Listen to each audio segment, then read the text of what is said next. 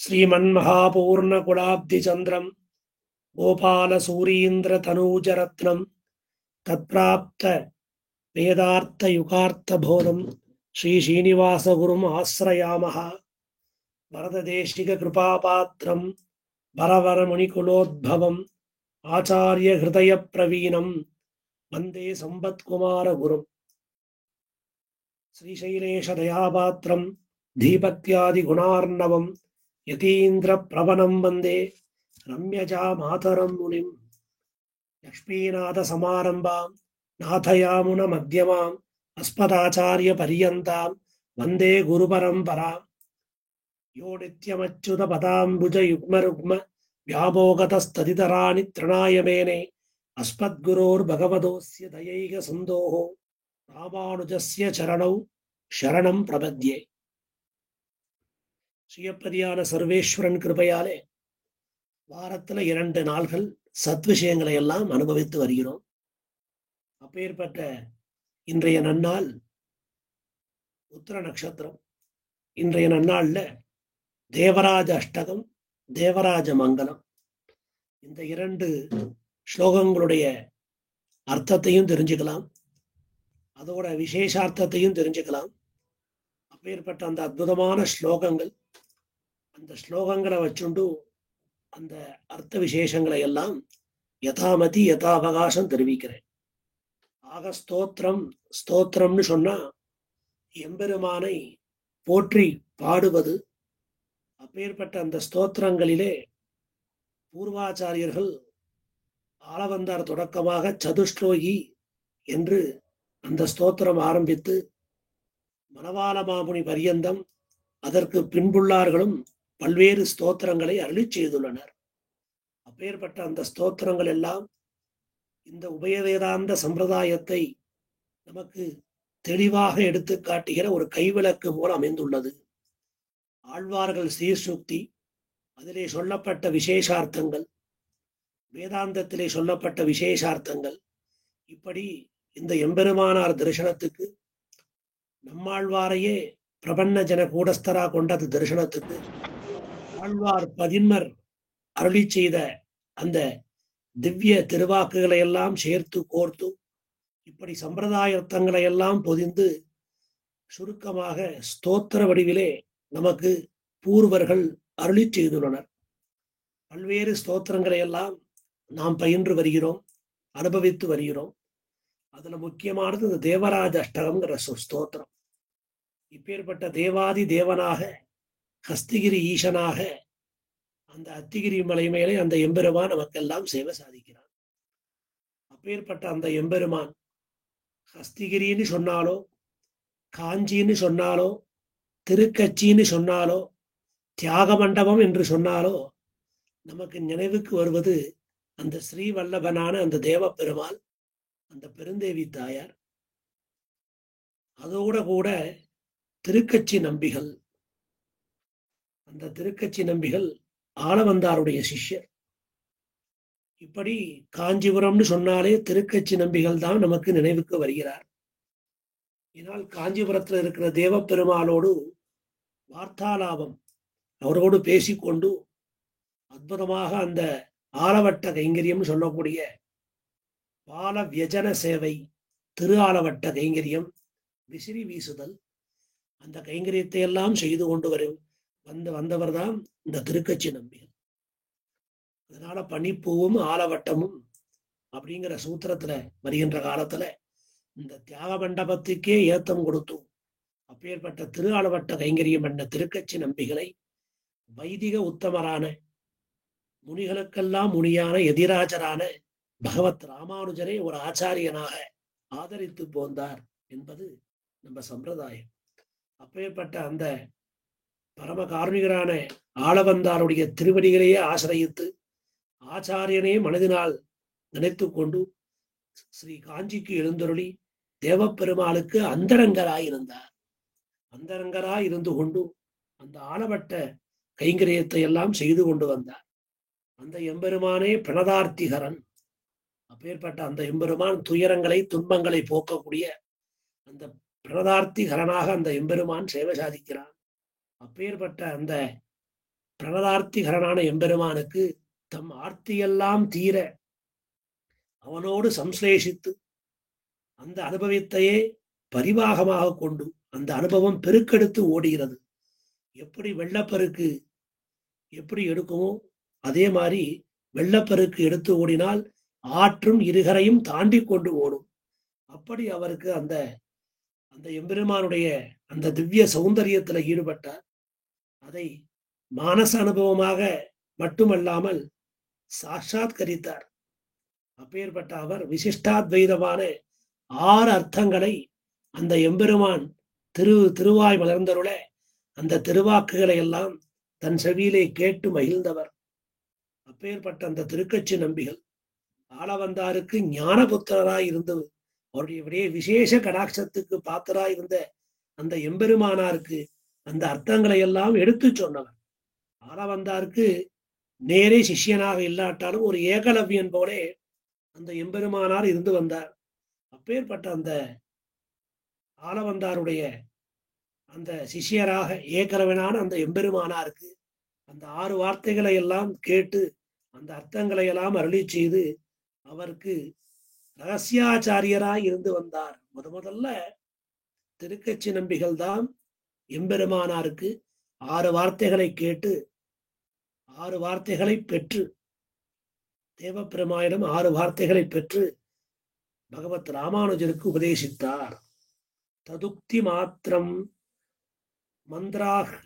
மந்திரகிராஹ்யம் ததுச்சிஷ்டம் சுபாவனம் தத் பாதாவதனும் தீர்த்தம் தத் பிருஷ்டம் அகிலம் சுச்சி. அப்பேற்பட்ட அந்த எம்பெருமானாரே இந்த திருக்கச்சி நம்பிகளை ஆதரித்து போந்தார். காஞ்சி பூர்ணன் அவருக்கு திருநாமம், ஸ்ரீமத் கஜேந்திரதாசர்னு அவருக்கு திருநாமம். ஆக இந்த தேவராஜ அஷ்டகங்கிற பிரபந்தத்தை அருளி செய்தது திருக்கச்சி நம்பிகள். அப்பேற்பட்ட அந்த ஆச்சாரியனுடைய வைபவத்தை நாம் கண்டிப்பாக அறிந்து கொள்ள வேண்டும். ஆக ஒரு கிரந்தம், இது ஒரு ஸ்தோத்திரம், அந்த ஸ்தோத்திரத்துக்கு ஒரு கர்த்தா, இந்த ஸ்தோத்திரத்தை அருளி செய்தவர்னு வேறவருக்கு, இந்த நூலோட ஆசிரியர், அவரை பற்றின விஷயங்களை எல்லாம் நாம் அறிந்து கொள்ள வேண்டும். அதற்கு கர்த்திருவைலட்சண்யம்னு பேர். சரி, இந்த பிரபந்தத்துக்குன்னு ஒரு சிறப்பு இருக்கு இல்லையா, இந்த பிரபந்தத்துக்கு ஒரு விசேஷம் இருக்கு, அதுக்கு பிரபந்த வைலட்சண்யம்னு பேர். சரி, இந்த அஷ்டகங்கிற அந்த 8 ஸ்லோகத்தால இவர் சொல்ல வந்த கருத்து என்ன, இவருடைய மனதிலே இருந்த அந்த திருடமான அந்த உறுதி செய்யப்பட்ட அந்த விசேஷ பொருள் என்ன, இந்த 8 ஸ்லோகங்களாலே நிலைநாட்டப்பெற்ற அந்த கருத்து என்ன, அதற்கு பிரதிபாத்திய வைலட்சண்யம் அப்படின்னு பேர். கர்த்திரு வைலட்சண்யம், பிரபந்த வைலட்சண்யம், பிரதிபாத்திய வைலட்சண்யம், இந்த 8 ஸ்லோகங்களால உறுதி செய்யப்பட்ட கருத்து. சரி, இந்த 8 ஸ்லோகங்களாலே குறிக்கப்பட்ட அந்த பரதத்துவம் யாது, அந்த உயர்ந்த வஸ்து என்ன, அந்த உயர்ந்த பொருள் என்ன, அந்த விசேஷ பொருளை எவ்வாறு காட்டுகிறார். ஆக இப்படியாக இந்த ஒரு ஸ்தோத்திரத்திலே, ஒரு பிரபந்தத்திலே, ஒரு கிரந்தத்திலே வைத்துக் கொண்டால் இவ்வளவு விஷயங்களை எல்லாம் தொகுத்து தொகுத்து சொல்லுவர்கள் பூர்வாச்சாரியர்கள். அப்படி நாமும் இந்த பிரபந்தத்தோட பக்திரு வைலட்சண்யம், கர்த்தானு வேறு, அப்பேற்பட்ட இதை சாதித்தருடைய அந்த திருக்கச்சி நம்பிகள், அவரை பற்றிய செய்திகளை சுருக்கமாக அறிந்து கொள்ளலாம். ஒவ்வொரு உபன்யாசத்துல தொடக்கத்திலையும் திருக்கச்சி நம்பியோட வைபவத்தை சொல்லி அது அவருக்கு அமைந்த முக்கியமான ஐதீக நிர்வாகங்களையும் எடுத்து சொல்ல முற்படுவோம். அதையும் நாம் சேர்த்து அனுபவிக்கலாம். அப்பேற்பட்ட அந்த ஸ்ரீ காஞ்சி பூர்ணர் தேவராஜ தயாபாத்திரம் ஸ்ரீ காஞ்சி பூர்ணம் உத்தமம் ராமானுஜ முனேர் மான்யம் வந்தேகம் சஜ்ஜனாசிரயம் சொல்லி அவருக்கு அமைந்த தனியன். இப்படி ஸ்ரீ வரதராஜனுடைய கருணைக்கு இருப்பிடமாய் இருந்தவர், மிகச் சிறந்தவராய் இருந்தவர் ராமானுஜமுனி மதிக்கத்தக்கவராய் இருந்தவர். நல்லோர்கள் சென்று சேரும் இடமான திருக்கச்சி நம்பியை நாம் வணங்குகிறோம், நமஸ்கரிக்கிறோம் என்று சொல்லி இந்த தனியன் நமக்கு அற்புதமான கருத்தை தெரிவிக்கிறது. அவருடைய திருநக்ஷத்திர தனியன் வைபவம் என்ன? கும்பே மிருகசீரோத்புதம் யாமுனாரிய பதாசிரிதம் தேவராஜ தயாபாத்திரம் ஸ்ரீ காஞ்சிபூர்ணம் ஆசிரயே. கும்பே மிருகசீரோத்பூதம். அப்பேற்பட்ட அந்த திருக்கச்சி நம்பிகளானவர் மாசி மாதத்திலே மக நட்சத்திரத்திலே அவதரித்தவர். எம்பெருமானார் பஞ்சாச்சாரிய சமாசிரிதாகான்னு சொல்றோம். அந்த 5 ஆச்சாரியர்கள் மட்டுமன்று, இவரையும் சேர்த்து 6 என்பது சம்பிரதாயம். அப்பேற்பட்ட அந்த திருக்கச்சி நம்பிகள் மயிலாப்பூருக்கு மேற்கேயும் காஞ்சிபுரத்துக்கு கிழக்கேயும் அமைந்துள்ள பூவிருந்த வள்ளியிலே வைசிய குலத்திலே வீரராகவர்னு சொல்லக்கூடிய அந்த வைசியர் கமலாம்மா இந்த தம்பதிகளுக்கு 4வது குமாரராய் சௌமிய வருஷத்திலே, அப்படின்னா உங்களுக்கு புரியுற மாதிரி சொல்லணும்னா கிபி 1009 மாசி மாதத்திலே மிருகசீஷ நட்சத்திரத்திலே கஜேந்திரதாசர் என்கிற திருநாமத்தோடு திருக்கச்சி நம்பி அவதரித்தார். இப்பேற்பட்ட அந்த திருக்கச்சி நம்பிகளுக்கு தம் அருளாலே பிறந்தமையால், இவருக்கு திருமலிசை ஆழ்வாருடைய அருளாலே பிறந்தமையாலே இவருக்கு பெற்றோர்கள் பார்கவ பிரியர் என்று பெயரிட்டு அழைத்து வந்தனர். ஏன்னா திருமலிசை ஆழ்வார் பார்கவ ரிஷிக்கு பிறந்தார். அதையே வைத்து பார்கவ பிரியர். இவருக்கும் அந்த பார்கவரான அந்த திருமலிசை ஆழ்வாருடைய அருளாலே பிறந்தவர். அதனால பார்கவ பிரியர்னு சொல்லி இவருக்கு திருநாமம் இட்டனர். இருந்தாலும் அவருக்கு ஆளவந்தாருடைய சிஷ்யரானார். அந்த ஆளவந்தார் அவருக்கு அளித்த தாசிய நாமம், அந்த திருநாமம் பேரருளாள தாசர் அப்படிங்கிற திருநாமம். இவர் திருக்கச்சியிலே வாழ்ந்தமையால் காஞ்சி முனி என்னும் காஞ்சி பூர்ணர் என்றும் சிறப்பு பெயர் பெற்றார். காஞ்சி ஸ்ரீ வரதராஜ பெருமாளுக்கு திரு அளவட்ட கைங்கரியம் செய்து கொண்டு வந்தவர். இது என்பது அனைவரும் அறிந்த ஒன்றாகும். அந்திம காலத்தில் மோட்சம் விரும்பிய நம்பிக்கை, உனக்கு நாம் திரு அளவட்ட கைங்கரியம் பரிமாறினோம், நமக்கும் மோட்சம் உண்டு, மோட்சம் உண்டா என்று கேட்டார். அதற்கு அந்த எம்பெருமான், நீர் விசிறி வீசினீர், நான் பேசினேன், இரண்டுக்கும் சரியாயிற்று. இந்த மோட்சம் இதெல்லாம் ஒரு பாகவதனுடைய அபிமானத்தை பெற்றாலே உமக்கு மோட்சம் என்று வரதன் கூறிவிட, அதற்காக அவர் மாறு வேஷத்துடன் திருக்கோட்டியூர் நம்பியிடம் மாடு மேய்க்கும் கைங்கரியம் செய்து அவரால் நம் பையல் என்று அபிமானிக்கப்பட்டார். அந்த அபிமானத்தையே காரணமாக கொண்டு வரதனிடம் மோட்சத்தையும் பெற்றார் அப்படின்னு திருக்கச்சி வரலாறு நமக்கு சொல்லுகிறது. இவரிடமே சிஷ்யராக இருக்க வேண்டும் என்று ஸ்ரீ ராமானுஜர் மிகவும் விரும்பினார். அவரை ஆசிரியிக்க முற்பட்டார். ஆனால் அதற்கு நம்பி மறுத்து விட்டார். சரி, இவர் உண்ட காலத்திலே உண்ண வேணும், இவருடைய போனகம் செய்த சேடம் கிடைக்குமா என்று அதை விருப்பப்பட்டார். அப்பேற்பட்ட அந்த பகவத் ராமானுஜருடைய அந்த ஆசையையும் அவருடைய பாரியா நிறைவேறாமல் செய்துவிட்டார். அதற்கு பின்புதான் தேவப்பெருமானிடமிருந்து 6 வார்த்தைகளை பிரசாதமாக பெற்று அந்த தரிசனார்த்தங்களை எல்லாம் பகவத் ராமானுஜருக்கு உபதேசம் செய்தவர். அப்பேற்பட்ட இவர் மகானுபாவர். அந்த தேவப்பெருமாள் மீது அவருக்கு அதீதமான பிரியம், அந்த பெருங்காதல். அந்த பெருங்காதலாலே முற்பட்டு அந்த காதல் மனதிலே பிரவாகமாக பரிவாகமாக ஓடி அது பொசிந்து காட்டியது. அப்படி அவர் அந்த பொசிந்து காட்டிய போதுதான் சொல் மாலைகளாக சுவைமிக்க இன்மாலைகளாக வந்தது. அதைத்தான் தேவராஜ அஷ்டகம் என்கிற ஸ்துதி நூல். இப்ப அந்த ஸ்துதி நூலுக்கு உண்டான அறிமுகம் என்ன, அந்த ஸ்துதி நூலுக்கு அமைந்த அந்த குறிப்பு என்ன, இப்படி இப்பேற்பட்ட அந்த தேவராஜ அஷ்டகம்னு சொல்லக்கூடிய அந்த பிரபந்தம், இதிலே சொல்லப்பட்ட விஷயம் என்ன அப்படிங்கிறத நாம் பார்க்கலாம்.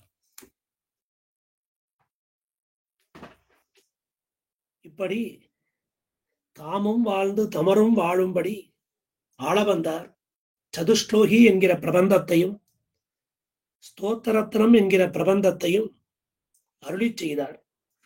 அதில் அந்த ஸ்தோத்திரத்னத்துடைய சாரத்தையே கொண்டு நித்தியானு சந்தேயமாக தினந்தோறும் சேவிக்கும்படியும் எளிமையாகவும்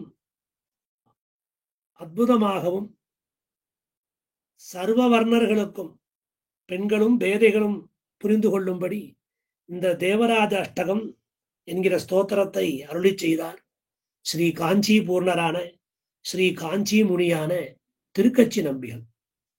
இதுல சொல்லப்பட்ட விஷயம் 5 விஷயங்கள். முதல்ல பிராப்பியம், பிராப்பிய அனுரூபமான ஸ்வரூபம், ஸ்வரூப அனுரூபமான உபாயம், உபாய பலமான பிராப்பிய பிராப்தி, இவையுடைய விரோதி ஸ்வரூபம் ஆக இந்த அர்த்த பஞ்சகமும் இதிலே சொல்லப்பட்டது. நமஸ்தே என்று தொடங்குகிறார். முதல்ல பிராப்பியம். பிராப்பியம்னா என்ன? நாம அடைந்து அனுபவிக்கக்கூடிய பொருள். பிராப்பியானுரூபமான ஸ்வரூபம், அந்த அடைந்து அனுபவிக்கக்கூடிய அந்த பொருள், அந்த தத்துவத்தை பற்றின ஸ்வரூபம், அதோட குணநலங்கள், ஸ்வரூப அனுரூபமான உபாயம். அப்பேற்பட்ட அந்த ஸ்வரூபத்திற்கு எப்படி அந்த வஸ்து, அந்த பொருள், அந்த பொருளானது தம்மையே அடைந்து உய்யும்படி செய்கிறது. அந்த பொருளே நமக்கு எப்படி செல்லும் வழியாக ஆகிறது. அது ஸ்வரூப அனுரூபமான உபாயம். உபாய பலமான பிராப்பிய பிராப்தி. ஆக நாம் ஒரு வழியிலே செல்கிறோம். அப்படி செல்கின்ற காலத்துல நாம் சென்று அடையக்கூடிய இடம், அந்த இடம் என்ன? மேற்சொன்ன வஸ்து நம் மீது கொண்ட இரக்கம், அந்த இனிமை, அந்த உபாயமே இங்க உபேயமாகிறது. அந்த பிராப்பியமே இங்க பிராப்தியாகிறது. அந்த பேரே நமக்கு இங்க ஆறாகிறது. அந்த பயனே நமக்கு இங்க வழியாகிறது. இப்படி ஆறும் பேரும் கிடைப்பதற்கு தடை கற்களான அந்த விரோதி ஸ்வரூபம், இந்த அர்த்த பஞ்சகத்தையும் இந்த 8 ஸ்லோகங்களாலே நமக்கு அற்புதமாக காட்டியுள்ளார் திருக்கச்சி நம்பிகள் சுவாமி. அப்பேற்பட்ட அந்த நம்பிகளுக்கு இந்த அர்த்த பஞ்சகம்தான் ஸ்வரூபம். தத்துவத்திரயம் என்ன, ரகசிய திரயம் என்ன, அர்த்த பஞ்சகம் என்ன, இதிலே ஊன்றி நிற்பவர்கள்தான் பூர்வாச்சாரியர்கள். பிரபந்தங்கள் தோறும் ரகசியத்திரயமும் தத்துவத்திரயமும் அர்த்த பஞ்சகமும் சேர்ந்து வரும். அப்படி இந்த 8 ஸ்லோகங்கள்ல சொல்லப்பட்ட அந்த அற்புதமான விஷயம் என்ன? இந்த ஸ்லோகத்தோட ஆரம்பத்திலேயே நமஸ்தே என்று தொடங்குகிறார். ஆக நமஹா என்று ஆரம்பிக்கிறது. நமஸ்தே ஹஸ்தி சைலேஷ. ஆக நமஸ்தே நமஹா என்று தொடங்கிறது. நமோ நமக. ஆரம்பமே நம பதார்த்தத்துல இருக்கு. ஆக ஸ்வரூபத்தை காமிக்கிறார். ஓம் நமோ நாராயணாயன்னு சொல்றோம் இல்லையா? உபாயம், ஸ்வரூபம், பிராப்பியம் 3 காட்டப்படுறது. அப்ப இந்த இடத்துல நமக்கு அந்த ஸ்வரூபத்தை, ஸ்வரூபம், உபாயம், பிராப்பியம்னு சொல்றோம். அதுல உபாயத்தை காட்டுறது நமஸ்தே என்று. ஸ்வரூபம் பிரணவம், உபாயம் நம பதார்த்தம், பிராப்பியம் நாராயண பதார்த்தம். இப்படி நமஸ்தே என்று முதல் ஸ்லோகத்திலே அந்த ஸ்வரூப அனுரூபமான அந்த பிராப்பியத்தை எடுத்து சொல்றார். நமஸ்தே நமஹா, இது பதமா இருக்கு. நமோ நமோ இதற்கு மூலமாக இப்படி நமஸ்தேன்னு ஆரம்பிக்கிறாரு. இந்த நமப்பதார்த்தத்தை முதல்ல வச்சிருக்காரே திருக்கச்சி நம்பிகள், இதற்கு என்ன மூலமா இருக்கும்? ஏதோ ஒரு மூல கருத்து இருக்கணும், ஒரு உட்கருத்து இருக்கணும், ஒரு ஒன்பொருள், ஒரு அரிய பொருள். அந்த பொருளை வைத்துக் கொண்டுதான் பிரபந்தத்தை ஆரம்பிப்பார்கள். மார்கழி திங்கள் மது நிறைந்த நன்னாளால். ஆக மார்கழி மாதம் திருப்பள்ளி எழுச்சி திருப்பாவை ஆரம்பமே மார்கழி. பல்லாண்டு பல்லாண்டு பல்லாயிரத்தாண்டு. ஆக ஆரம்பமே மங்களாசாசனமா இருக்கு. இப்படியாக அந்தந்த பிரபந்தத்துக்கு அப்படியாக இருக்கிற காலத்துல நமஸ்தே என்று தொடங்குகிறாரே, இதற்கு என்ன முன்னோடி, இதற்கு வழிகாட்டியார்?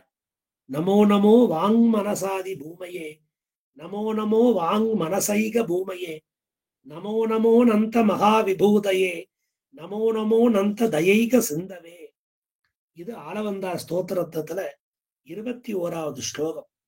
அந்த ஆச்சாரியன் காண்பித்து கொடுத்த வழி, அந்த ஆச்சாரியன் இட்ட வழக்கு, அந்த ஆச்சாரிய ருச்சி பரிகிதமான அந்த அர்த்தம், அதையே முதலிலே வைத்தார். நமோ நமோ வாங் மனசாதி பூமையே என்று ஆரம்பித்தார் ஸ்ரீ ஆளவந்தார். ஆக பிராப்பிய அனுபவ கைங்கரியமா இருக்கணும். நாம அடைந்து அனுபவிக்கக்கூடிய அந்த கைங்கரியம், அது அந்த எம்பெருமான் திருவடியைத்தான். அந்த திருவடி பலத்தாலே திருவடியை அடைந்து அந்த திருவடிக்கே கைங்கரியம் செய்து வருகிறோம். ஆக நமோ நமோ என்று ஆளவந்தார் அருளி செய்தார். இப்படி பிராப்பிய அனுபவ கைங்கரியமாயும் பிராபகாத்திய அத்தியவசாய பூர்வகமான உபாய அனுஷ்டான ரூபமா இருக்கு. இது உபாய அனுஷ்டானம், ஸ்வரூபம் உபாயம் புருஷார்த்தம். அந்த ஸ்வரூபம் பிரணவம் ஓம்னு சொல்றோம், அந்த உபாயம் நம பதார்த்தத்துல இருக்கு. புருஷார்த்தம் என்ன? நாராயணாய கைங்கரியம் தான். அதை நமக்கு காண்பிக்கிறார். அதுல ஒரு அத்தியவசாய பூர்வகம் நமோ நமகன்னு தான் ஆரம்பிக்கிறார். ஆக நமோ நமக, இது இந்த நமஸ்தே என்று தொடங்கி அந்த உபாய அனுஷ்டான ரூபத்தை காண்பிக்கிறார். எடுத்த உடனே அஞ்சலி பண்றோம், சேவிக்கிறோம், நமகான் தான் சொல்றோம், தாசன் தானே சொல்றோம். அத அந்த உபாய அனுஷ்டானத்தை நமக்கு இங்கே காண்பித்து கொடுக்கிறார். இதுதான் நமக்கு ஸ்வரூபத்துக்கு சேர இருக்கிறது. இந்த விஷயம் எங்க சொல்லப்பட்டிருக்கு? எம்பெருமான் தான் காரணமா இருக்கான். அந்த எம்பெருமானோட நமக்குள்ள சம்பந்தம் அழிக்க முடியாத ஒன்று. அந்த எம்பெருமான் தான் நமக்கு வழியாக இருக்கிறான், உபாயமாக இருக்கிறான். அந்த எம்பெருமான் தான் நமக்கு உபேயமாக இருக்கிறான், அடைந்து அனுபவிக்கக்கூடிய பொருளாக இருக்கிறான். இதத்தான் அந்த பிரம்மசூத்திரத்துல 4 அத்தியாயங்கள்ல சொல்லப்பட்ட விஷயம். இப்படி காரணமாயும் அந்த எம்பெருமான் தான் நிற்கிறான். இப்பேற்பட்ட அந்த எம்பெருமான நமஸ்தே என்று தொடங்குகிறார். ஹஸ்தி சைலேஷ ஸ்ரீமன் அம்புஜலோச்சனா. பெருமன் அந்த எம்பெருமான காண்பித்து கொடுத்தார். அப்பேற்பட்ட அந்த எம்பெருமானுக்கு என்ன குணம்னு சொல்லணும் இல்லையா? அந்த குணத்தை சொல்ல ஆரம்பிக்கிறார். ஹஸ்தி சைலேஷா ஸ்ரீமன் அம்புஜலோச்சனா. ஹஸ்தி சைலேஷன்னு சொல்லிட்டார். அந்த எம்பெருமான் ஹஸ்திகிரி ஈசனா இருக்கான். அவன்கிட்ட சௌலபியம் இருக்கு. அந்த சௌலபியம் இருக்க போய் தான் அவன் திருக்கட்சியிலே எழுந்தருளி இருக்கிறான். அத ஹஸ்தி சைலேஷேன்னு காட்டுறார். ஸ்ரீமன் அப்படின்னு காட்டுறார். ஸ்ரீமன், ஸ்ரீமன் பெரிய விராட்டியாரோடே கூடியவன், பெருந்தேவி தாயாரோடே கூடி நிற்கிறான் அந்த எம்பெருமான். அவன் அம்புஜலோச்சனாகனா இருக்கிறான்.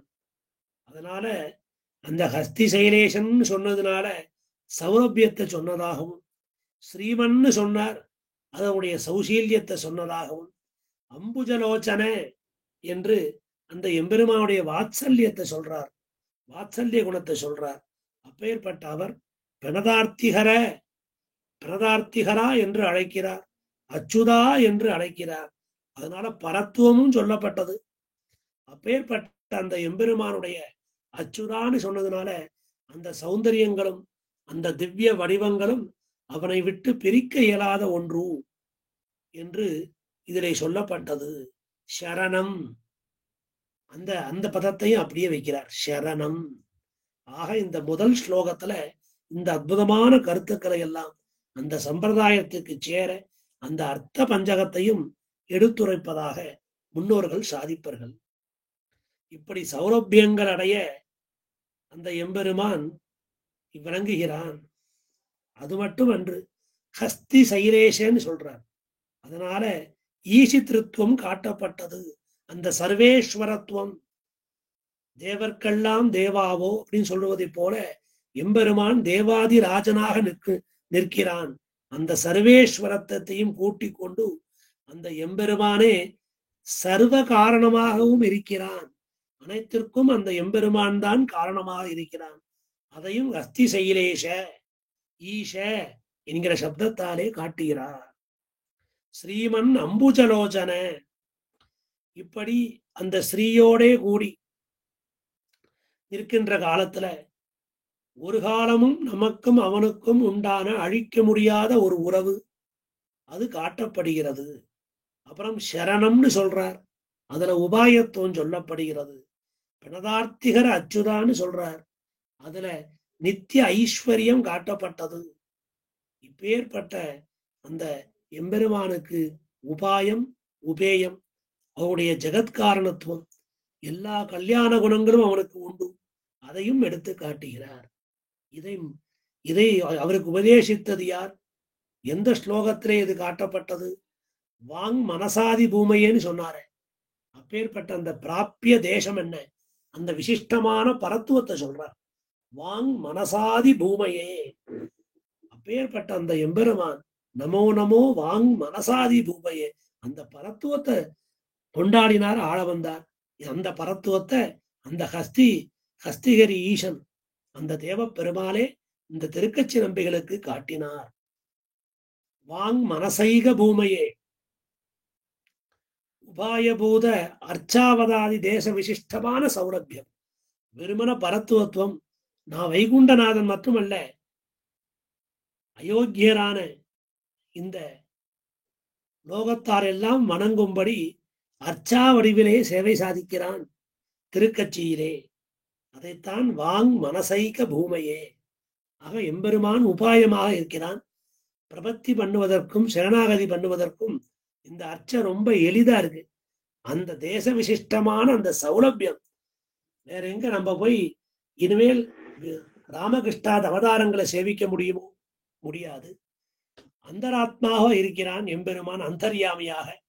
அவனை சேவிக்கக்கூடிய பக்குவம் நமக்கு இருக்கா? அதுவும் முடியாது. க்ஷீராப்தில போய் சேவிக்க முடியுமோ?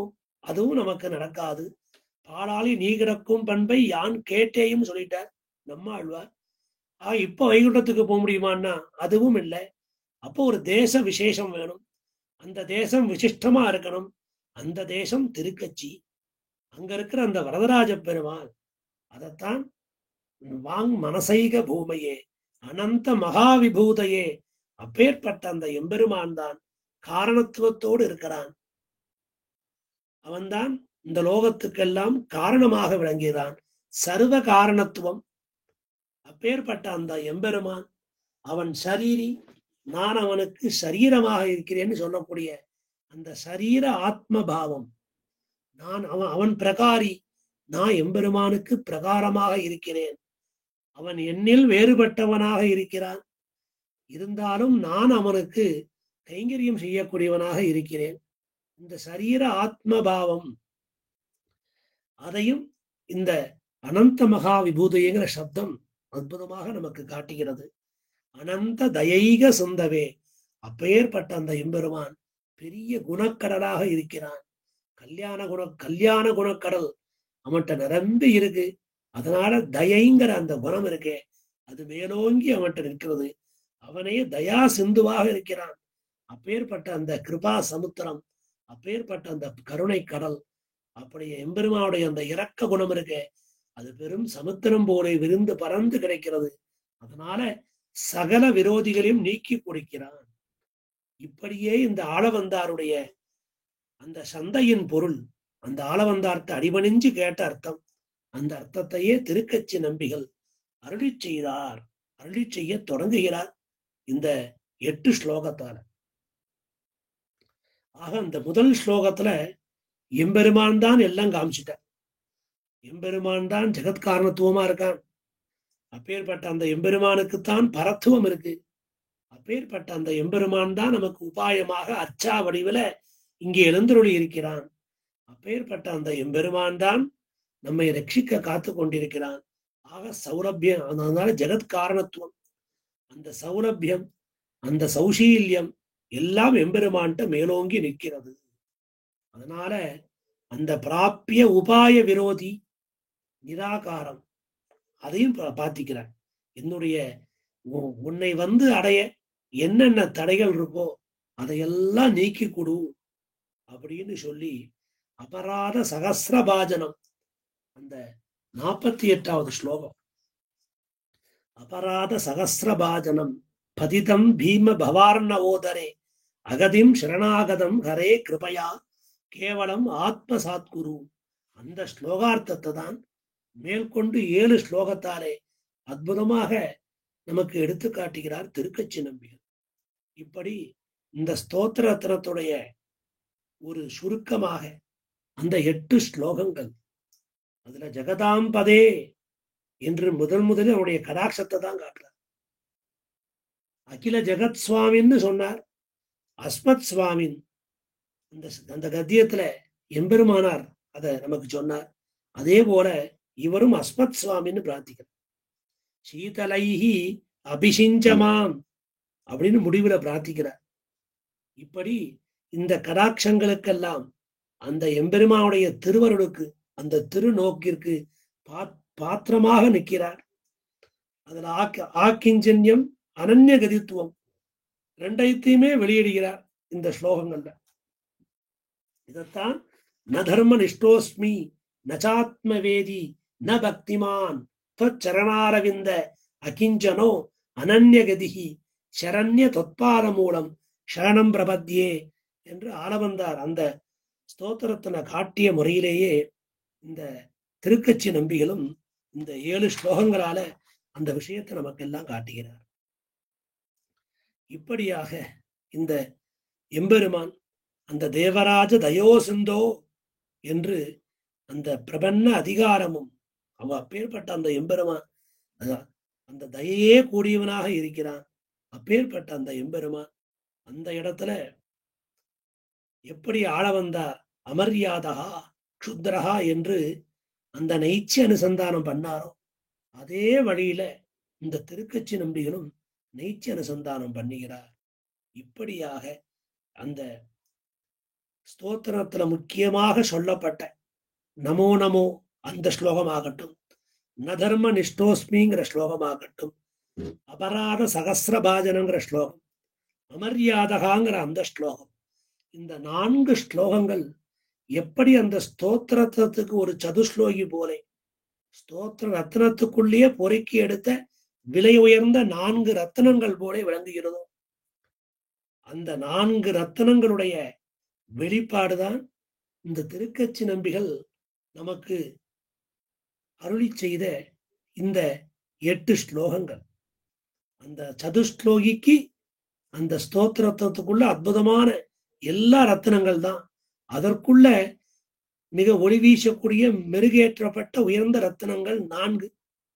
நமோ நமோ வாங் மனசாதி பூமையே நதர்ம நிஷ்டோஸ்மி அபராத சகசிரபாஜனம் அமர்யாதகா.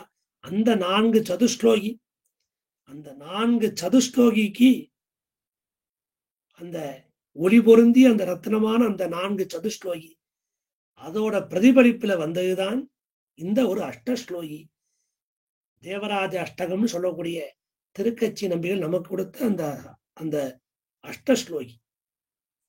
அந்த அஷ்டஸ்லோகி பெருமை இவ்வாறாக சொல்லப்படுகிறது.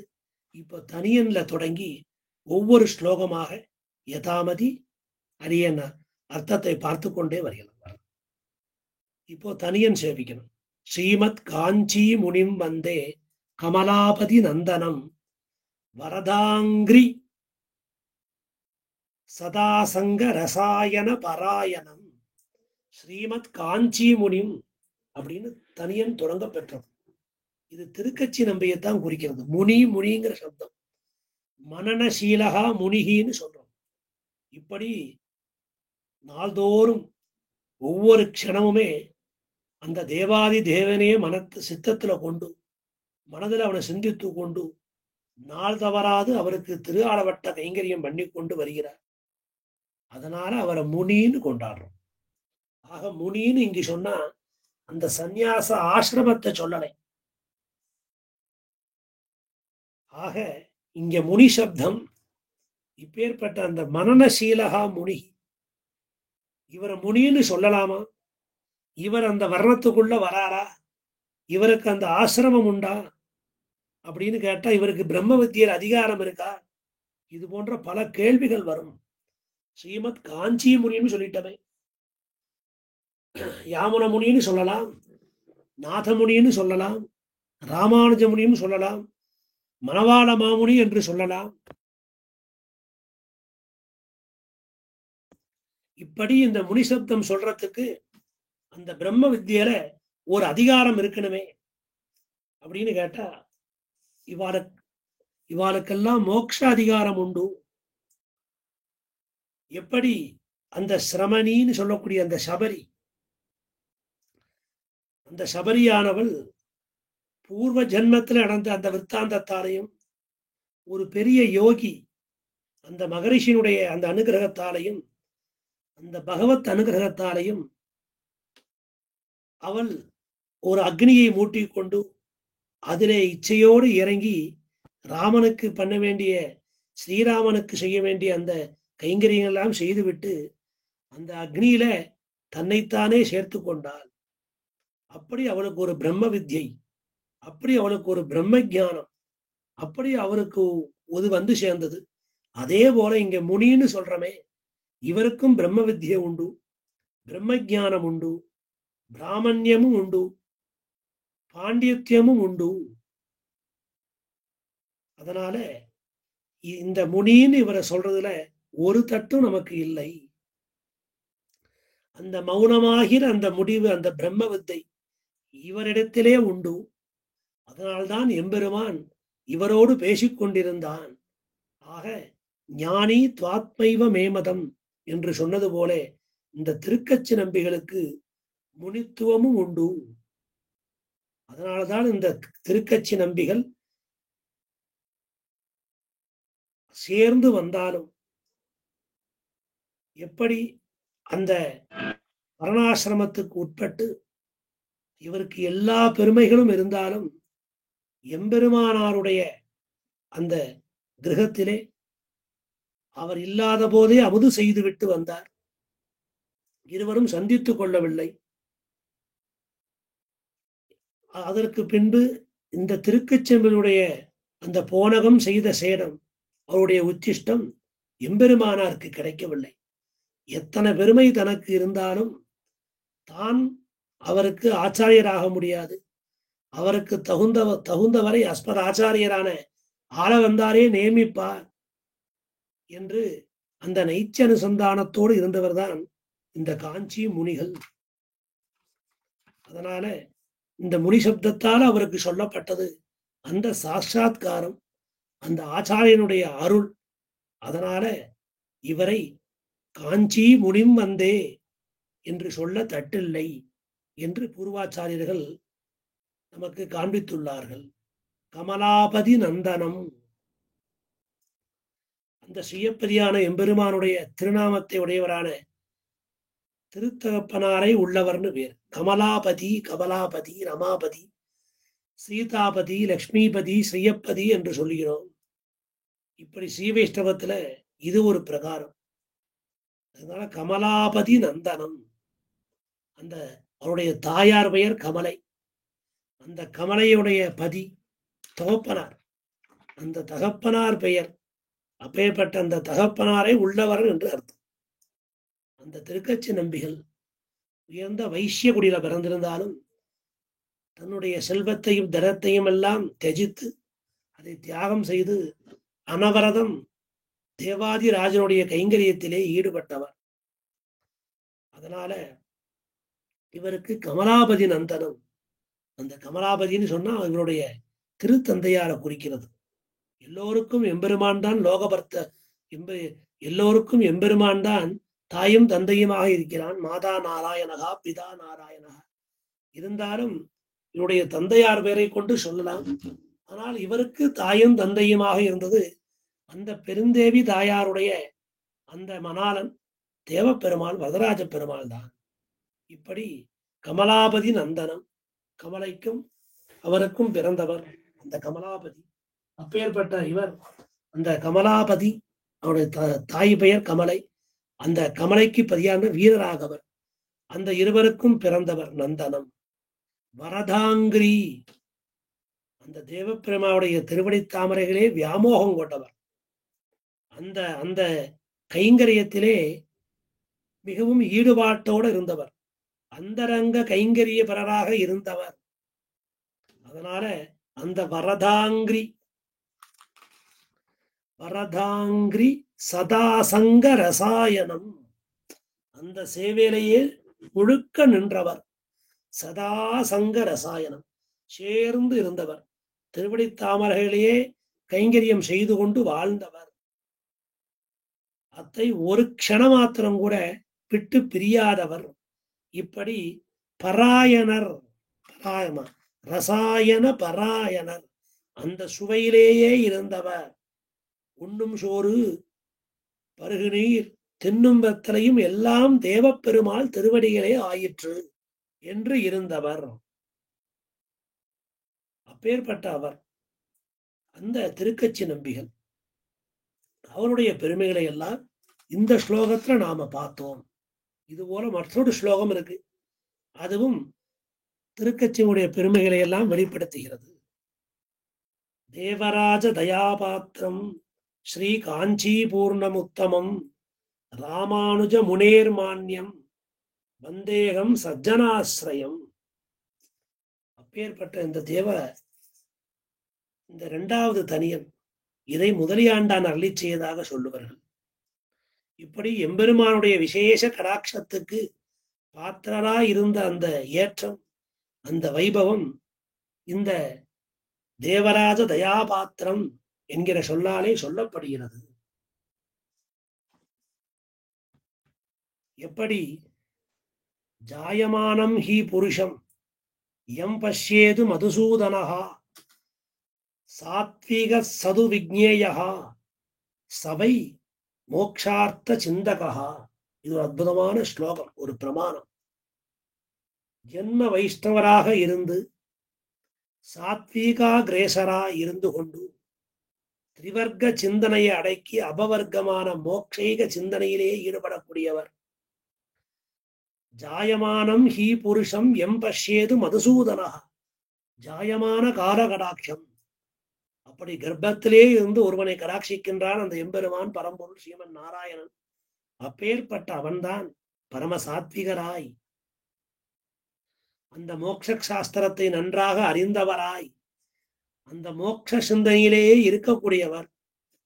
அப்பேற்பட்ட இந்த சிந்தனா சீலர், மோட்ச ஏக சிந்தனா சீலராக, மோட்சத்தை மட்டுமே விரும்பக்கூடியவராக எம்பெருமானுக்கு அனவரதம் இங்கேயும் கைங்கரியம் அங்கேயும் கைங்கரியம். எப்படி இங்கேயும் பல்லாண்டு பாடி அங்கேயும் பல்லாண்டு பாடி கொண்டிருக்கிறாரோ அந்த விஷ்ணு சித்தரான அந்த பெரியாழ்வார், அதே போல இங்கேயும் இந்த மோட்சத்தையே ஏக சித்தமாக, இந்த கைங்கரியத்தையே விரும்பவராக, அந்த சிந்தனாசீலர், உயர்ந்த சிந்தனையை உடையவர். அப்பேற்பட்ட அவருக்கு முனித்துவம் சொல்லப்பட்டது. காஞ்சி முனின்னு சொல்றமே, ஏன் அவருக்கு சிந்தனை பூரா கைங்கரியத்தில் இருந்தது. அப்பேற்பட்ட அவர் உத்தமனாக இருக்கிறார். ராமானுஜ முனேர் மான்யம், இது எம்பெருமானாருடைய சம்பந்தமே மோக்ஷஹேதுன்னு சொல்லியிருக்கு. அந்த சம்பந்தத்தை உடையவராக இருக்கிறார். தற்பாத கோடீரயோகோ சம்பந்தேன சமித்தியமான விபவான் அப்படின்னு காட்டுறார் வேதாந்தாச்சாரியர் காட்டுறார் அற்புதமாக. அருவாஞ்சோ யத்பத சரசிஜ துவந்தம் ஆசீரித்யஹா பூர்வம் மூர்தா யஸ்யான்வயம் உபகதாக தேசிகாக முக்திமாபுகு. ஆக எந்த ஆழ்வானுடைய சம்பந்தத்தாலே எம்பெருமானாரும் மகிழ்ச்சி கொண்டாரோ, இப்படி அந்த எம்பெருமானார் சம்பந்தமே அடியாக கொண்டு, ஆக எம்பெருமானாருக்கு முந்தைய ஆச்சாரியர்களுக்கு எம்பெருமானாருடைய திருமுடி சம்பந்தத்தாலே வாழ்ச்சி, பிற்பட்டவர்களுக்கு எம்பெருமானாருடைய திருவடி சம்பந்தத்தாலே வாழ்ச்சி வீடு வேறு. ஆனால் அப்பேற்பட்ட அந்த எம்பெருமானாருக்கோ ஆழ்வான் சம்பந்தத்தாலே கிடைத்தது என்று ஆழ்வானை ஏற்றி சொல்வது போல இந்த திருக்கச்சி நம்பிகளுக்கும் எம்பெருமானாருடைய சம்பந்தமே மோட்ச ஏதுவாக அமைந்தது. மான்யம், மான்யம்னு சொன்னா மனே பூஜாயாம், மாங் மான்யம் அப்படின்னு அந்த தேவப்பெருமான் அருளி செய்த வார்த்தைகளுக்கு பிரமாணிகராக இருந்தது திருக்கச்சி நம்பி. பிரமாணம் அந்த 6 வார்த்தைகள், பிராமாணிகர் திருக்கச்சி நம்பிகள். அந்த 6 வார்த்தையை அனுசரித்து அந்த பிரகாரம் இருந்தவர் பிரமாதா. எம்பெருமான் பிரமேயமாக இருக்கிறான். அவன் சொன்ன 6 வார்த்தைகளே பிரமாணம். அந்த பிரமாணத்துக்கு பிராமாணிகராக திருக்கச்சி நம்பி அந்த பிரமாணத்தை பெற்று கொடுத்தார். யாருக்கு? பிரமாதாவான எம்பெருமானாருக்கு. ஆக பிரமாதாவான எம்பெருமானுக்கு பிரமாணமாய் பிராமாணிகரான அந்த திருக்கச்சி நம்பிகள் பிரமேயமாக இருந்து கொண்டு அந்த சாதித்த அந்த பிரமாணங்களை எல்லாம் எம்பெருமானாருக்கு கிடைக்கும்படி செய்தார். அப்பேற்பட்ட அந்த சம்பந்தத்தாலே அதையே ஹேதுவாக கொண்டு அவருக்கும் மோட்சம் சித்திக்க பெற்றது. அதைத்தான் ராமானுஜ முனேர் மான்யம் சொல்றோம்.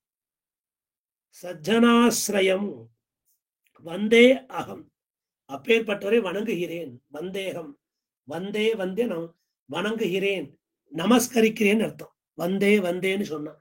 வந்தேன்னு அர்த்தம் இல்லை நான் வந்துட்டேன் அப்படின்னு அர்த்தம் இல்லை. வந்தே வணங்குகிறேன், நமஸ்கரிக்கிறேன்னு அர்த்தம். சஜ்ஜனாஸ்ரயம், இப்படி துர்ஜனராகாமல் சஜ்ஜனர்களாக சாத்வீக ஸ்ரீ வைஷ்ணவர்களாக பரம சாத்வீகரோடே சேர்ந்து இருப்பது, சகவாசம் கொள்வது. இது பிள்ளைலோகாச்சாரியா திருவாக்கு. பரம சாத்விகரான ஸ்ரீ வைஷ்ணவரோடே சகவாசம் கொள்வது.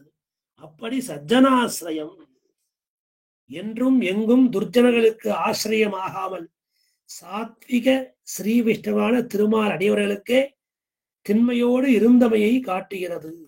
சஜ்ஜனாசிரயம், இப்படி அந்த சஜ்ஜனனாக அந்த சரீர ஆத்ம பாவத்தை நன்றாக அறிந்தவராக அர்த்த பஞ்சக ஞானமெல்லாம் உடையவராக அந்த ஸ்ரீ வைஷ்ணவத்துவ திண்மை அதோட உறுதி இருந்தவையை காட்டுகிறது.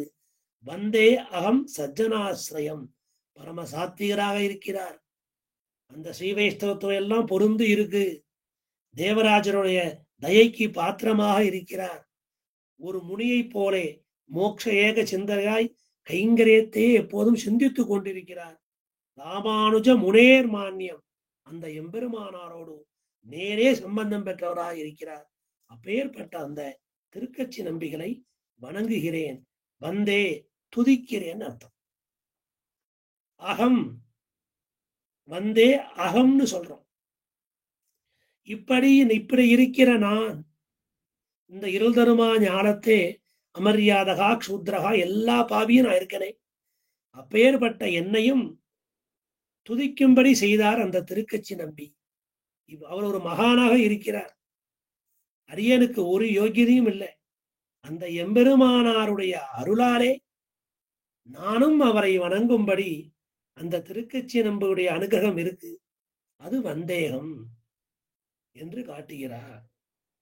அடுத்தாப்புல ஒரு ஸ்லோகம் இருக்கு. வித்யா மதோ தனமதஹா திருத்தீயஹா அபிஜனோ மதஹா மதத்ரயம் இதம் புரோக்தம் தயேவது சதாம் தமாஹா. அதாவது எம்பெருமானார் ஆசிரயித்த திருக்கச்சி நம்பி, அவரை ஆசிரயித்த அனைவருடைய அந்த குலச்செருக்கு, கல்வி செருக்கு, செல்வச் செருக்கு எல்லாம் போகும்படி அவர்களையும் சஜ்ஜனங்களாக ஆக்கி வைக்கிறார். சஜ்ஜனம் நல்ல சத் ஜனங்கள். தன்னை நன்றாக அறிந்தவன், அந்த சீவைஷ்ணவத்துவத்தை உணரும்படி செய்கிறார் என்று அர்த்தம். வித்யாமதோ தனமதா திருதியோபி ஜனோ மதா மதத்ரயம் இதம் புரோக்தம் தயேவது சதாம் தமாகா. இப்படி 3 செருக்கு, மொழியை கடக்கும் பெரும்புகழான் வஞ்சமுக்கரும்பாம் மொழியை கடத்தும் நம் கூறத்தாழ்வான் சரண் கூடியவன். அதுபோன்றுதான் திருக்கச்சி நம்பிகளும் நம்மையும் திருத்தி பணி கொள்கிறார். இப்பேற்பட்ட அந்த காஞ்சி முனி அந்த திருக்கச்சி நகரத்தை எல்லாம் மோட்ச நகரியுமாறி ஆக்கும்படி செய்தார். இப்படி அந்த காஞ்சி பூர்ணம் விசேஷமாக சொல்லப்பட்டது. இப்படி ஒரு மகான், இவருக்கு பூர்ணமான குணம். அந்த ஆளவந்தாவுடைய சிஷ்யர்களுக்குள்ளே அனைவரும் பூர்ணர்கள் தான். பெரிய திருமணம் நம்பி ஆகட்டும், திருக்கோட்டியூர் நம்பி ஆகட்டும், பெரிய நம்பிகளாகட்டும், குணபூர்த்தி, ஞானபூர்த்தி, அனுஷ்டான பூர்த்தி, இப்படி எல்லா பூர்த்தியும் நிரம்ப பெற்றவளாய் இருந்தார். அதற்குள்ள ஒரு பெரிய ஞானியாக அக்ரேசராக இருந்தவர்தான் இந்த திருக்கச்சி நம்பிகள். அதனாலதான் எம்பெருமானாருக்கு யாதவ பிரகாசம் முதலானாட்டு அவர் படிச்சாலும் அந்த திருக்கச்சி நம்பியுடைய அனுகிரகம், அவருடைய அருள் முதல்ல அவருக்கு கிடைச்சது. அதற்கு பின்பாக அவர் மூலமாக 6 வார்த்தைகளும் அவருக்கு கிடைச்சது. ஆக இந்த பகவத் ராமானுஜரை இந்த லோகமெல்லாம் கொண்டாடும்படி இந்த லோகத்துக்கே ஒரு வழிகாட்ட வந்தவர். அப்பேற்பட்ட அந்த விண்ணின் தலை நின்று மண்ணுகளுக்கெல்லாம் உயிரளிக்கக்கூடிய அந்த ஒரே வழி உடையவர் திருவடி என்று ஆக்கி வைத்த பெருமை, முதலே அந்த பெருமைகளுக்கெல்லாம் முதலே வழி காண்பித்த பெருமை, அந்த பூர்ணத்துவம் அந்த காஞ்சி பூர்ணர் தான் மிக முக்கியமாக இருந்துள்ளார். அப்பேற்பட்ட அந்த காஞ்சி பூர்ணர் சிறப்பை எல்லாம் நமக்கு இந்த தனியன் எடுத்து சொல்லுகிறது. இப்ப முதல் ஸ்லோகத்துக்குள்ள பிரவேசம் பண்ணலாம். நமஸ்தே ஹஸ்தி சைலேஷ ஸ்ரீமன் அம்புஜலோச்சனா சரணம் துவாம் பிரபன்னோஸ்மி பிரணதார்த்தி ஹராச்சுத. ஸ்ரீமன்னு கூப்பிடுறான். ஸ்ரீமன் எதுக்ஷிதி பிரதீஷே ஹரே முராரே. இப்படி ஸ்ரீமன்னு எம்பெருமானார ஸ்ரீமன்னு அந்த எம்பெருமான அழைக்கிறதே ரொம்ப விசேஷம். முதல்ல ஸ்ரீயப்பதி என்றுதான் தொடங்குகிறது. லக்ஷ்மிநாத சமாரம்பாம். ஆக எம்பெருமான அழைக்கிற காலத்துல நான் கேசவா, நாராயணா, மாதவா, கோவிந்தா, விஷ்ணு என்று அழைப்பதை காட்டிலும் ஸ்ரீயப்பதி, ரமாபதி, சீதாபதி, லக்ஷ்மிபதி இப்படி திருமாமகள் கேள்வனாக அவனை அழைப்பதுதான் நமது பூர்வாச்சாரியர் அனுசந்தித்த அந்த கிரமம். அந்த கிரமம் மாறாமல் ஸ்ரீமன்னு சொல்றார். அற்புதமான வார்த்தை. நமஸ்தே ஹஸ்தி சைலேஷ ஸ்ரீமன். அந்த ஸ்ரீமன்கிற வார்த்தையை முதல்ல வச்சுட்டே நாம அன்வய கிரமம் பண்ணலாம். இந்த ஸ்லோகத்துக்கு உண்டான அன்வய கிரமத்தை எப்படிங்கிறத பண்ணலாம். இப்படி பெருந்தேவி தாயாருக்கு வல்லவனாக இருக்கிறான் ஸ்ரீமன் ஹஸ்தி சைலேஷன். அந்த அத்திகிரிக்கு நியாமகனாக இருக்கிறான். அந்த அஸ்திகிரிக்கு ஈசனாக இருக்கிறான். அந்த அஸ்திகிரி முழுவதுமே தன் கட்டுப்பாட்டில் இயங்கும்படி அவன் நிற்கிறான். அப்பேற்பட்ட அந்த பெரிய பிராட்டியார் பெருந்தேவி தாயார், அந்த ஸ்ரீயானவள் அவள் எப்படி இருக்கிறாள்? ஆகாரத்ரய சம்பன்னாம் அரவிந்த நிவாசினியும் அசேஷ ஜெகதீ சித்ரீ பந்தே வரதவல்லவான் என்று எம்பெருமானார் அனுசந்தித்தபடி பகவத் ராமானுஜரே அந்த ஸ்லோகத்தை ஏற்றி அழைச்சிருக்கலாம். அப்படி வரதற்கு வல்லபையாக இருக்கிறார். அப்பேற்பட்ட அந்த பிராட்டிக்கு இவன் வல்லபனாக இருக்கிறான். அவ வல்லபா, இவன் வல்லபன். இப்படி ஹஸ்தி சைலமாவது, ஹஸ்தி சைலேஷ, அது ஒரு விசேஷனம். ஹஸ்தி சைலம் அப்படின்னு கொண்டாடுறோம் அந்த மலையை. அத்திகிரி என்று சொல்லுகிறோம். இது எல்லாருக்கும், லோகத்தார் எல்லாருக்குமே ஒரு உபாயமாகவும் உபேயமாகவும்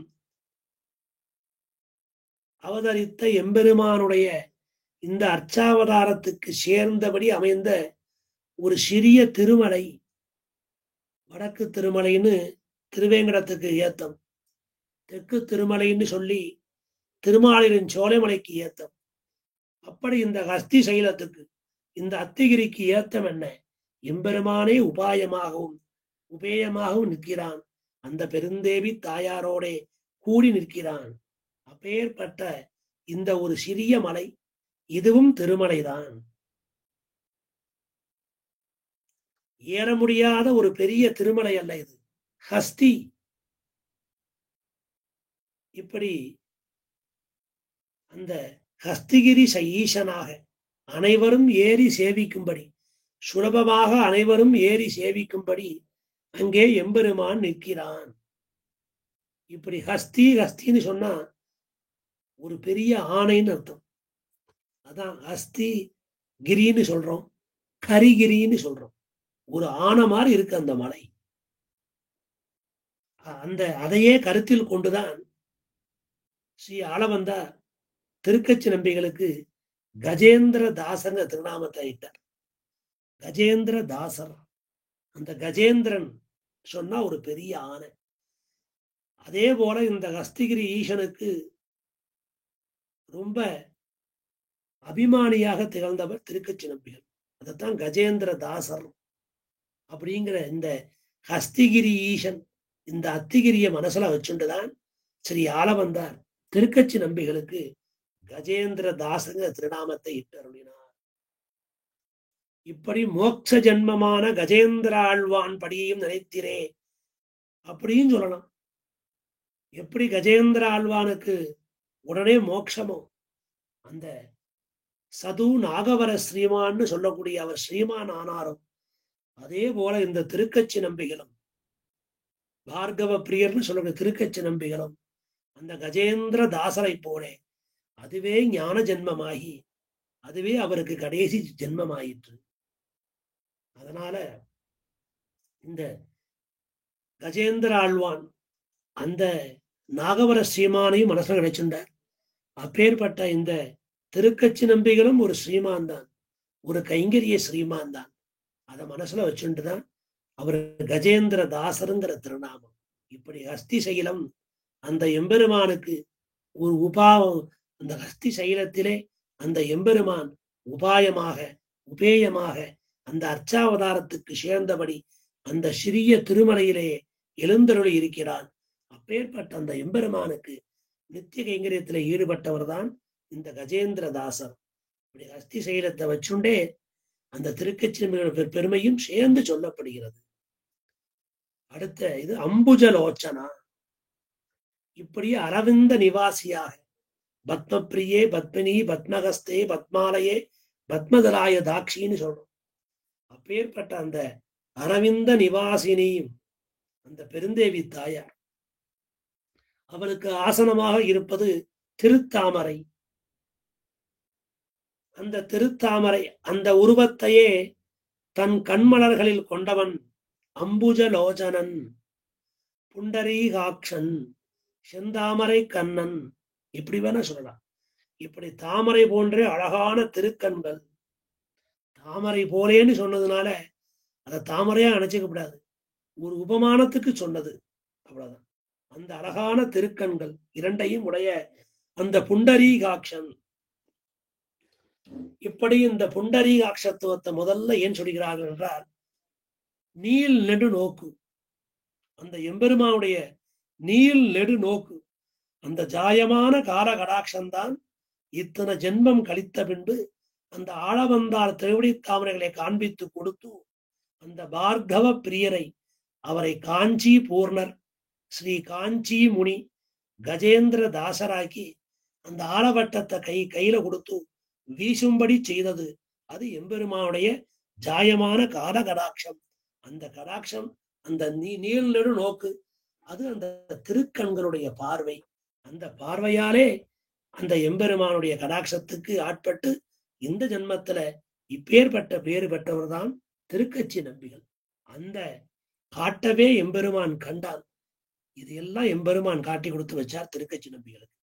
ஆசாயனை காண்பித்து கொடுத்து ஹஸ்திகிரியை காண்பித்து கொடுத்து தன்னையும் காண்பித்து கொடுத்து கைங்கரியும் செய்யும்படி வச்சது அந்த புண்டரீகாட்சனுடைய அந்த அம்புஜலோச்சனுடைய அந்த திருக்கண் நோக்கு, அந்த நீள்நெடு நோக்கு, அது நமக்கு பெரிய வரமாயிற்று என்று அற்புதமாக கொண்டாடுகிறார்.